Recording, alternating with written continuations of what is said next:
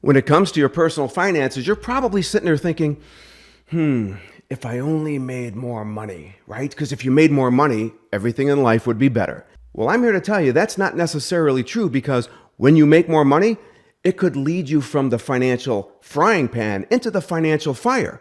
And in this video, you're going to find out exactly what I'm talking about. But before we get to that, consider subscribing to our channel. And when you click the subscribe button, click that bell so you'll be notified when we post more videos like this. And stay tuned, because at the end of this video, I've got a free gift I want to give you, and you're not going to want to miss it. But for now, let's go ahead and get to the lesson from my debt-free millionaire system called the More Money Myth.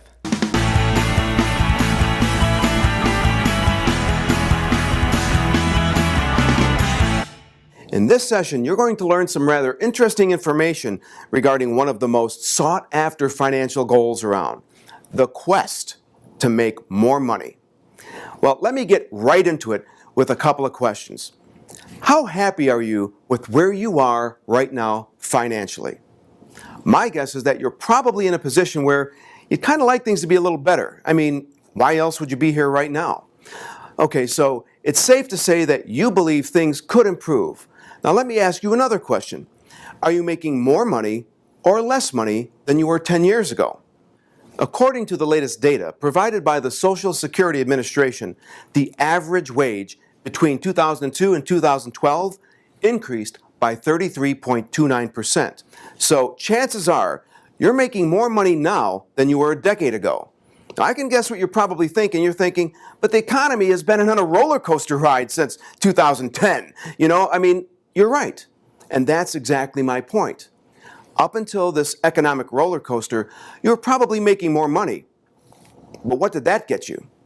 Did it provide for you all of the things you're thinking that making more money would? And did it insulate you from the economic uncertainty that took place? You see where I'm going with this? You've already experienced the more money scenario. And the reality of making more money has most likely not matched the idea you have right now of what you think making more money would do for you.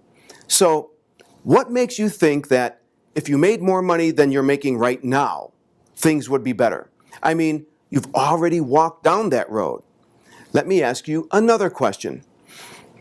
How much more money would be enough? I mean, aside from hitting the lottery, what kind of income would you believe to be the amount reasonably? In a study done in 1991, financial researchers determined that it would take $60,000 a year to live the American dream. And the study went on to say that when people who were making that 60 grand a year were interviewed, they felt that it would take more like 75 grand a year to really live the American dream. But when folks making 75 grand a year were interviewed, they thought it would be more like, I would need 100 grand to really make that American dream what I thought it would be. And you guessed it. When those making $100,000 a year were interviewed, they believed that making 150 grand a year would really make the American dream possible. Now, that was like, 20 years ago, more than 20 years ago. Let's put those numbers through a time machine and adjust them for inflation. And let's see what this research project would look like in today's dollars. Now, if we adjust those numbers for inflation, the 60 grand turns into about $100,000 a year. That's $75,000 a year. That turns into about $126,000 a year, and the 100 grand a year into about $168,000 a year. And the 150 grand a year turns into $250,000 a year. My point is that almost no matter what your gross annual income is now, what you think the magical amount is, when you get there, it will just be a matter of time before that amount isn't enough and you're wanting more. Now, there's a very good reason why each time you climb a rung on the income ladder, you eventually believe you still need more money. It's because when you do hit a higher income goal, something else happens. And that something else is tied to three little letters. Those three little letters are DTI. DTI stands for debt to income ratio. DTI is a measure of how much the lending industry believes to be a healthy ratio of your debt to your income. And it's believed to be by those financial experts that a healthy DTI is a range between somewhere of 30 to 36%, and that somewhere between 36 and 40% is borderline. But what does DTI, or debt to income ratio, even mean? To understand it, we need to learn how DTI is calculated. It's a pretty simple equation. It's total recurring debt payments divided by gross monthly income equals DTI. If we use the same numbers we've been using, the Fortunato numbers, the equation would look like this. $2,575 divided by $6,667 equals 38.6. This is a little on the high side, but do you notice anything about that equation? Take a good look. The total monthly debt payments are being divided by the gross monthly income. But do you pay your bills with gross income? Of course you don't. You pay them with net income. But more on that in a later episode. This session is about why making more money in and of itself just isn't the answer. Let's take another look at those adjusted research numbers for what people believed achieving the American dream would be and see what impact DTI has on potential debt payments. Because the real question becomes, what would be the potential debt payment scenario given an average DTI of, say, 36%? $100,000 a year in annual income equals annual debt payments of $36,000 or $3,000 a month. $126,000 a year in income equals annual debt payments of $45,360 or $3,780 a month.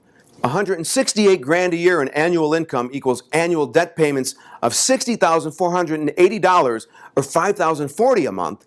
$250,000 a year in annual income equals annual debt payments of $90,000 or $7,500 a month.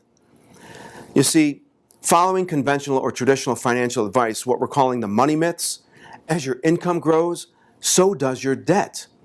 And if you've ever been in the market for a house, the question the realtor will ask you is, what's your budget? How much can you afford?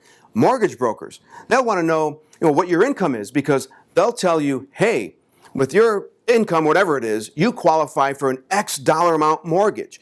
And that X amount will be the largest amount possible based on your DTI. And they'll tell you that it's a healthy amount of your budget, you can afford it. And you know what? You believe them. When you're generating income, every lender will use DTI to some extent as a basis for the amount of credit they will extend you. And following the traditional financial advice will have you maxing out those numbers because as long as your budget seems healthy, you're okay, right? Remember the budgeting myth? Following conventional or traditional expert advice would have your debt payments escalating right alongside your income. But what no one seems to notice is that as your income increases, so does your income tax bracket. And since your DTI is calculated based on gross income, your total payment amount for all of your debts can grow. But your payments are made with net income, which can shrink percentage-wise because of an increasing income tax bracket. And your property taxes probably have gone up too because you've moved into a bigger, more expensive house and you're making more money. This is why the more money situation can slowly put you in a place where your proportionate net income begins to shrink and you're not even aware of it. Let me provide you with this perspective. You should view your income as a shovel that can either dig a hole or fill it. And when you're following the traditional expert advice, you have a tendency to dig a hole of debt with your income. And the greater your income, the larger the shovel. And when you have income in the hundreds of thousands of dollars, your shovel transforms into one of those huge backhoes. Now, have you ever wondered why celebrities or sports superstars go broke? Now, while there are a number of different factors, one of them is that their income has been transformed into a tractor that scoops out hundreds of thousands of dollars in debt payments based on their DTI. And when their income shrinks for whatever reason, so does the size of their shovel. Or consider that 1 in 3 lottery winners go broke or bankrupt within 5 years. Now, this is a perfect example of people who have had their small little shovel transformed into one of the huge excavating tractors. When you follow traditional advice, more money can provide you with the exact opposite of what you're hoping for. Instead of financial freedom, more money and following traditional financial advice leads to debt slavery. Maybe you've experienced the shrinking shovel syndrome yourself over the past few years. Now, because of the economy, maybe your income has decreased. Interestingly enough, the only time you usually begin to think about filling that hole that you dug with a tractor-sized shovel is when that tractor-sized shovel has shrunk and you realize that all you have left to fill that huge hole of debt that was dug up by that tractor is a spoon. But what does this mean? What does making more money mean? I mean, is it a bad idea? Am I saying that you should never try to increase your income? Of course I'm not.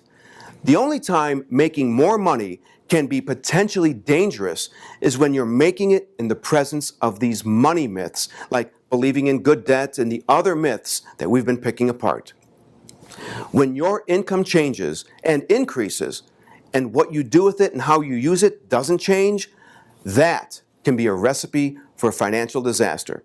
I bet you never thought that making more money could lead to more headaches, and now you understand how it can if you're not careful. If you want to make sure you can avoid those headaches in the future, then click the link below and get access to our free 3-part training called People Are Lying to You and It's Costing You a Fortune. This training will show you how money really works so you can understand how to avoid those financial headaches that you're probably experiencing right now. Also, if you like this video, click the like button and let us know. And while you're at it, share a comment or two and let us know what you think. And if you've got ideas on other topics you'd like us to do videos about, just let us know in the comments and we'll get to them as soon as we can. Meanwhile, make sure you click the like button and subscribe to our channel.